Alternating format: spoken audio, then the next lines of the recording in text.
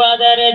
যাওয়ার পরে বেরাদুল ইসলাম মুআদ্দিস বাড়ি গ্রাম সারা দিন মান চলে যায় কেউ জানো হযরতে আলী রাদিয়াল্লাহু তাআলা আনহুর জানো বাবা চাদর গানে কেউ কিনে নাও আল্লাহ পাক আল্লাহ তাআলা বলছে জিবরিল যাও সিদরাতুল মুনতাহাতে গোনা বসে হযরতে আলী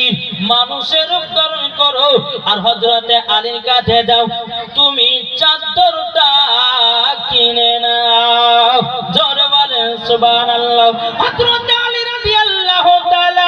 তিনি বাবাজি কি করলেন চাদর নিয়ে বসে আছি হযরতে জিবরিল আমিন মানুষের রূপ ধারণ করে এসে বলছে আলী কত টাকা নিবা চাদরে হযরতে আলী রাদিয়াল্লাহু তাআলা তিনি বলতেছে 2 দিরহাম নেব বাবা জিবরিল আমিন বলতেছে 2 দিরহাম নয় 6 দিরহাম দেব